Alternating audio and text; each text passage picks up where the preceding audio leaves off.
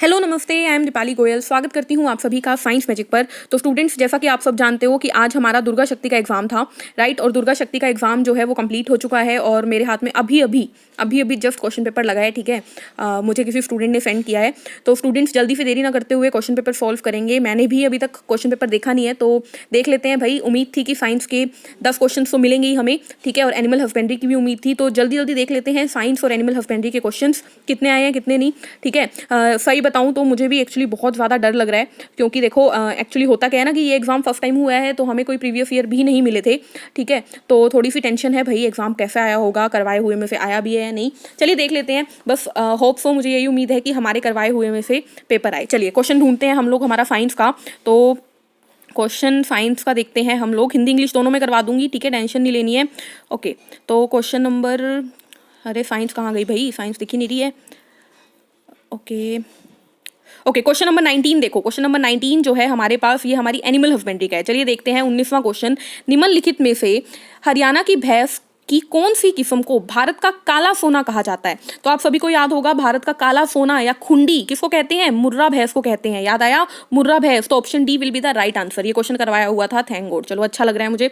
Next question देखते हैं। Next question हमारे पास आ गया है क्या? क्वेश्चन नंबर 20 फिजिक्स का है। द वोल्टेज वेरीज, अरे भाई बड़ा ही टफ क्वेश्चन है। चलिए, the voltage varies over, actually question बहुत ईजी है, बट ये क्वेश्चन मैं बोलूंगी कि जो फिजिक्स के स्टूडेंट्स हैं ना, 11th-12th के भी फिजिक्स हैं, जिनको इंटीग्रेशन अच्छे से आता है, ये वो कर सकते हैं क्वेश्चन, ठीक है। चलिए फिर भी हम ट्राई करते हैं। The voltage varies over cycle varies as V naught sine omega t for this V, ये है average value of voltage for one cycle is. देखो बहुत ही सिंपल क्वेश्चन है एक्चुअली, अगर सोल्व करने लगूँ तो, लेकिन मैं अगर आपके सामने सोल्व करने लगी तो मुझे नहीं लगा आप लोगों से सोल्व होगा। तो एक सेकेंड, तो इसका आंसर, ओके, तो मेरे अकॉर्डिंग इसका आंसर जाएगा option B. Option B will be the right answer according to me, ठीक है। सॉल्यूशन जो है इस क्वेश्चन का मैं करवाऊंगी जरूर आपको, लेकिन ऐसे नहीं करवाऊंगी, ठीक है। ये क्वेश्चन मैं बोलूंगी कि मेरे करवाए हुए में से नहीं आया, इतना डीप हम लेके ही नहीं गए थे और मुझे उम्मीद भी नहीं थी। चलो कोई बात नहीं, एक क्वेश्चन दो क्वेश्चन तो मुझे ऐसा लगता है आ जाते हैं जो हमने ना देखे हो, ठीक है। तो इसका आंसर बी जाएगा। अगर किसी का तुक्का लगा है तो बहुत अच्छी बात है, नहीं तो मेरे हिसाब से इसका आंसर बी है, ठीक है। चलिए नेक्स्ट क्वेश्चन देखते हैं। अरे अगला क्वेश्चन ही हमें मिल गया है। Dash are cold blooded animals, dash are cold blooded animals, ठीक है। यानी कि कोल्ड ब्लड जानवर कौन से होते हैं? तो देखो, कोल्ड ब्लड जानवर को बोलते हैं पोइकिलोथर्म्स। क्या बोलते हैं? पोइकिलोथर्म्स। ऑप्शन ए इसका राइट आंसर जाएगा। क्या जाएगा इसका answer? Option A will be the right answer. इसका आंसर जाएगा पोइकिलोथर्म्स, बोलते हैं कोल्ड ब्लडेड एनिमल्स को, ठीक है। क्लासिफिकेशन के क्वेश्चंस वाली वीडियो में नहीं, मैराथन जो हमने ली थी ना दूसरे चैनल पे, जो हमने मैराथन ली थी, वहाँ पर ये क्वेश्चन मैंने आपको करवाया था, तो वहाँ पर आप देख सकते हो, ठीक है। बट हमने हमारी सीरीज में ये क्वेश्चन नहीं किया। पोइकिलोथर्म्स होते हैं वो कोल्ड ब्लडेड एनिमल्स होते हैं, ठीक है। चलिए आगे अगला क्वेश्चन ढूंढते हैं भाई साइंस का। ब्लू टंग डिसीज, अरे एनिमल हस्बेंड्री का क्वेश्चन है। क्वेश्चन नंबर 23, पशुधन में नीली जीभा रोग किसके कारण होता है? तो आप सभी जानते हैं नीली जीभा रोग किससे होता था भाई? वायरस से होता था नीली जीभा रोग। नीली जीभा यानी जीभ जो होती है वो नीली पड़ जाती है। किसमें ये होता है? हमारी भेड़ों में, बकरियों में, भैंस में, गाय में होता है। होता किस वजह से है? वायरस की वजह से, ठीक है। तो ये आंसर हमारा बिल्कुल ठीक है, ठीक है। तो हमें अभी तक देखते हैं, चलो आखिरी में देखेंगे कितने क्वेश्चन ठीक हो रहे हैं। आगे बढ़ते हैं, नेक्स्ट क्वेश्चन ढूंढते हैं हम लोग। Okay, question number 28, in which type the ovary occupies highest position on thalamus. अरे वाह, ये क्वेश्चन तो हमारा मेल कांस्टेबल के एग्जाम वाला ही आ गया है ना। मेल कांस्टेबल में भी ये क्वेश्चन था और सॉल्यूशन आपको मैंने इसका करवाया हुआ है, ठीक है। तो देखो, जब थैलेमस की सबसे ऊपर ओवरी रख दी जाए, ओवरी जो है वो सबसे ऊपर रख दी जाए, उस पोजीशन को हाइपोगाइनी बोलते हैं। हाइपो मतलब सबसे ऊपर। देखो मैंने आपको समझाया था, पेरी मतलब साइडों में, ठीक है, एपी मतलब नीचे की तरफ, मीजो मतलब बीच में, और हाइपो मतलब सबसे ऊपर। देखो पेरीगेनी, एपिगिनी, हाइपोगिनी, मीजोगिनी। आंसर क्या जाएगा? आंसर जाएगा ऑप्शन सी, इसका राइट आंसर जाएगा, ठीक है। तो मेल कांस्टेबल का ही ये क्वेश्चन आ गया है। आगे बढ़ते हैं नेक्स्ट क्वेश्चन के ऊपर। तो नेक्स्ट क्वेश्चन हम ढूंढते हैं। ओके भाई, दिख नहीं रहा कोई question. Yes, the term blue revolution is related to. नीली क्रांति किससे रिलेटेड है भाई? नीली क्रांति शब्द किससे संबंधित है? तो नीली क्रांति बार बार बताया है, फिश यानी मछली, पानी में रहने वाली मछली से संबंधित है नीली क्रांति। देखो ऐसा होता है ना कि साइंस में जरूरी नहीं है कि हमें टॉपिक करना जरूरी होता है, हमें वर्ड्स की नॉलेज हो ना तो भी हम आंसर दे सकते हैं, ठीक है। तो आई होप आप लोगों को आंसर्स आ रहे होंगे, है ना। चलिए आगे बढ़ते हैं और क्वेश्चन ढूंढते हैं। क्वेश्चन नंबर 48, ओके, ये केमिस्ट्री का क्वेश्चन लग रहा है मुझे, देख लेते हैं। चलिए, for KCl NaCl MgSO4 the want Hopf factor I approach dash as the solution become very dilute। Hindi में भी पढ़ देती हूँ मैं। KCl NaCl MgSO4 के लिए want Hopf कारक लगभग डैश है क्योंकि विलयन अत्यंत विरल हो जाता है। देखो इस क्वेश्चन में मुझे थोड़ा डाउट है। देखो इन्होंने शब्द को थोड़ा घुमा दिया। एक्चुअली क्या होता है want Hopf फैक्टर, क्या होता है want Hopf फैक्टर होता है जब हम ये देखें कि ये टूटकर कितने आयन देगा। तो आप सभी जानते हो KCl टूटकर K पॉजिटिव और Cl नेगेटिव देगा, यानी 2 आयन देगा। NaCl टूटकर 2 आयन देगा, एक Na और एक Cl, तो टोटल 2 हो गए, एक Na एक Cl। और अगर MgSO4 तोड़ेंगे ना तो ये हमें देता है क्या, 2 मैग्नीशियम और एक सल्फेट, यानी 3।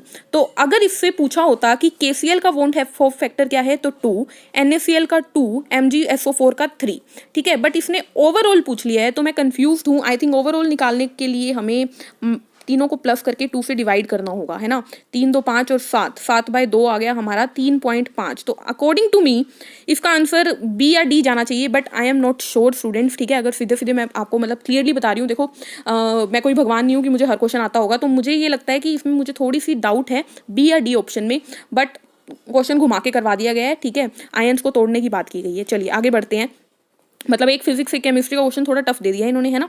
चलिए आगे देखते हैं क्वेश्चन, हम लोग ढूंढते हैं क्वेश्चन को। ये रहा question number 55। In which of the following the succession is start in aquatic environment. देखो ये थोड़ा एग्रीकल्चर का क्वेश्चन है। निम्नलिखित में से किसमें जलीय वातावरण में अनुक्रम प्रारंभ होता है। जलीय वातावरण, जब आपने जल देखा तो आपने शब्द देखा होगा क्या, जल के लिए होता है हाइड्रा। जल के लिए हम हर जगह पर हाइड्रा वर्ड यूज करते हैं, याद है।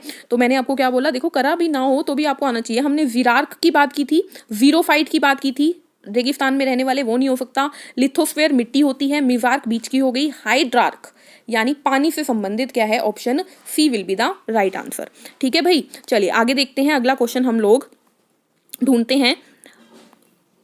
हम साथ साथ में एनिमल हस्बेंड्री और साइंस देखते चल रहे हैं। Which of the following is the state bird of Haryana. निम्नलिखित में से कौन सा हरियाणा का राज्य पक्षी है। तो काला तितर, फ्रैंकोलिन, है ना। काला तितर कौन है, हरियाणा का पक्षी है, राज्य पक्षी। तो फ्रैंकोलिन, काला तितर इसका आंसर जाएगा, ब्लैक फ्रैंकोलिन बोलते हैं।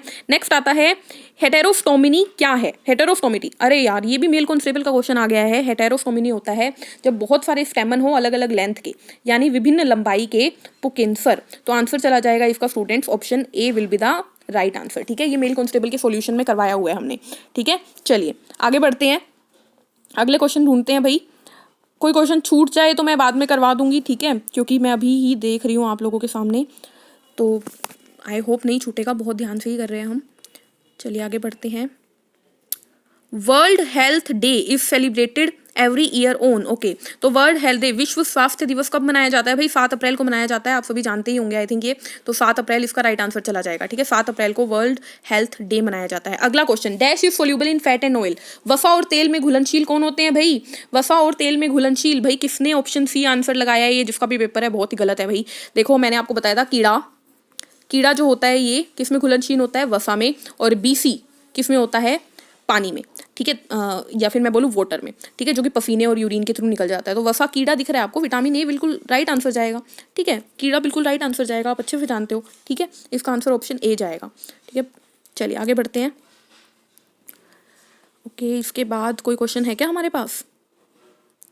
Yes, here is the question. The momentum of a body is increased by 25%. The kinetic energy is increased by about. ठीक है भाई, मोमेंटम क्या कर दिया इसने, 25 गुना बढ़ा दिया है। काइनेटिक एनर्जी पूछी है, तो देखो आप सभी जानते हो मोमेंटम क्या होता है, mv, और काइनेटिक एनर्जी क्या होती है, हाफ mv²। तो ये लगा के आपको फॉर्मूला लगाना था, यहाँ से हमारे पास निकल जाएगा। देखो हमने बताया भी हुआ है, मोमेंटम और काइनेटिक एनर्जी का एक रिलेशन होता है। वो क्या होता है, दोबारा लिख देती हूँ भाई, उड़ गया वो। मोमेंटम होता है mv, काइनेटिक एनर्जी होती है हाफ mv²। सही बात है बिल्कुल। अगर मैं ऐसा करूं, देखो मैं क्या करूं, ऐसा करती हूं, मैं इस हाफ mv² को ऊपर और नीचे m से मल्टीप्लाई कर देती हूँ, तो मेरे पास आ जाएगा m² v²/2m। इसको मैं लिख सकती हूँ mv का होल स्क्वायर बाय 2m, और इसको मैं लिख सकती हूँ mv क्या था, p, तो p²/2m। ये मैंने आपको करवाया हुआ है न्यूटन के चैप्टर में, काइनेटिक एनर्जी का फॉर्मूला। तो हमारे पास काइनेटिक एनर्जी का फॉर्मूला यहाँ से आ गया क्या, p²/2m। अब देखो पहले इसने बोला काइनेटिक एनर्जी जितनी भी थी, बाद में उसने क्या किया, पोटेंशियल मोमेंटम को यानी संवेग को 25 गुना बढ़ा दिया, यानी मान के चलते हैं कि पहले मोमेंटम 100 था तो काइनेटिक एनर्जी कितनी हो जाएगी, इतनी हो जाएगी, बाकी सेम रखे रहने दो, हटा दो बाकी सबको 1 मान लो। तो काइनेटिक एनर्जी पहले इतनी थी, बाद में कितनी हो गई, तो बाद में 25% बढ़ गया तो 125 हो गया मोमेंटम, तो काइनेटिक एनर्जी ये आ गई। अब हमें निकालना क्या है कि काइनेटिक एनर्जी में कितना बढ़ाव हुआ, तो हम इन दोनों का डिवाइड करके परसेंटेज निकाल देते हैं। मैथ आएगी इसमें थोड़ी सी। 125 गुना 125 बाद में थी और 100 गुना 100 पहले थी, और परसेंटेज निकालना है तो गुना 100 भी कर देते हैं, है ना। परसेंटेज निकालने के लिए 100 से मल्टीप्लाई, तो इसको काटा पीटी कर दो भाई, ये गया 4 पे, ये गया 5 पे, 25 की टेबल पे। 125 गुना 25, 125 गुना 5 625/4, इसको काटो, ये आ गया 1, फिर ये 2 गया हासिल, तो ये गया हमारे पास 5, फिर 2 गया हासिल, तो ये गया 6, 156 पॉइंट कुछ जाएगा। तो यानी कि पहले जो थी उससे अब कितना परसेंट हो गया, 156, कितना बढ़ गया, 56% बढ़ गया, 56% बढ़ गया। ऑप्शन में दिख रहा है क्या कहीं पे 56, कहीं पे दिख रहा है, बिल्कुल दिख रहा है, option C will be the right answer. देखो ऐसे निकलना था ये क्वेश्चन, सीधे एक फॉर्मूला लगना था, काइनेटिक एनर्जी P²/2m। अगर मैं इसको बोलना चाहूँ ना तो मैं बोल सकती हूँ कि ये फिजिक्स और मेंटल एबिलिटी या मैं बोलूँ लॉजिकल साइंस का क्वेश्चन था, ठीक है। तो आई होप आपको आंसर सही जाएगा, 56 इसका राइट आंसर है, ठीक है। इसके बाद हमारे पास 90th क्वेश्चन पे हम आ गए हैं, इंग्लिश आ गई है, खत्म कहानी, ठीक है। तो एक बार दोबारा देख लेते हैं हम लोग कितने क्वेश्चन साइंस के आए, तो हमें हमारी साइंस और एनिमल हस्बेंड्री गिन लेते हैं, ठीक है। तो पहला क्वेश्चन हमारे पास दिख रहा है हमें, ये नीली रावी 1 2 3, ठीक है। उसके बाद ये ब्लू टंग डिसीज 4, उसके बाद ये हाइपोकाइनीज का राइट आंसर है 5, 6 ब्लू रेवोल्यूशन, उसके बाद कुछ दिख रहा है हमें 6 के बाद हमें दिख रहा है ये 55 7,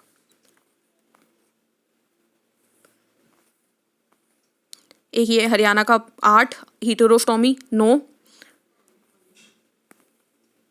कहाँ जा रहा है भाई तू, रुक जा, 9। और कोई क्वेश्चन, ये वसा में घुलनशील 10, वर्ल्ड हेल्थ, चलिए ये तो रहने देते हैं, गिन लो चलो 11 क्योंकि करवाया हुआ था 11।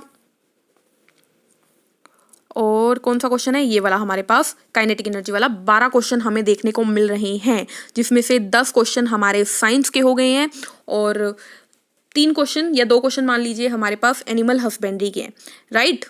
सही बात है बिल्कुल। चलिए तो आई होप आप लोगों का पेपर अच्छा गया होगा, है ना। हम लोगों ने कर लिया है भाई, मैं भी लिख लेती हूँ क्वेश्चन नंबर 20, क्वेश्चन नंबर 19, ठीक है, लिख लेती हूँ मैं, 1 मिनट, 21, ठीक है। उसके बाद आता है हमारे पास क्वेश्चन नंबर 23, फिर आता है हमारे पास क्वेश्चन नंबर 28, हमने कर लिया। फिर आता है हमारे पास क्वेश्चन नंबर 37, बिल्कुल सही। फिर आता है क्वेश्चन नंबर 48, ये रह गया था, 13 होंगे क्वेश्चन, ठीक है, हमने ये कैलकुलेट नहीं किया था, ये भी हो गया, ठीक है, 48। फिर आता है, अच्छा बीच में एक क्वेश्चन रह गया क्या हमारा, नहीं हो गया, 48। फिर हमारे पास 55 के बाद आता है 67, 79 और 89, ठीक है। तो ये थे हमारे साइंस के क्वेश्चन सारे के सारे, एक ये 66 बीच में रह गया। चलिए तो ओवरऑल मैं ये बोल सकती हूँ आई थिंक 14 क्वेश्चन जो हैं वो हमने डिस्कस कर लिए हैं, और 14 में से एक फिजिक्स का क्वेश्चन छोड़ दो, वो वाला वोल्टेज वाला, एक वॉन्ट ऑफ फैक्टर भी छोड़ दो, ठीक है, और एक आधा और भी छोड़ दो। तो मतलब हम बोल सकते हैं कि 14 में से 10 क्वेश्चन हमारे करवाए हुए में से आए हैं, ठीक है। 2 क्वेश्चन तो मेल कॉन्स्टेबल के ही डायरेक्टली आए हैं। तो चलिए बस मैं यही उम्मीद करती हूँ कि आप लोगों का पेपर अच्छा हुआ होगा, ठीक है, बस यही उम्मीद है। चलिए जिसका पेपर अच्छा हुआ है वो उनको सबको बधाई, जिनका नहीं भी हुआ तो कोई बात नहीं भाई, नेक्स्ट टाइम ट्राई करेंगे। मिलते हैं नेक्स्ट सेशन में, तब तक के लिए पढ़ते रहिए, मुस्कुराते रहिए, take care, thank you, bye bye.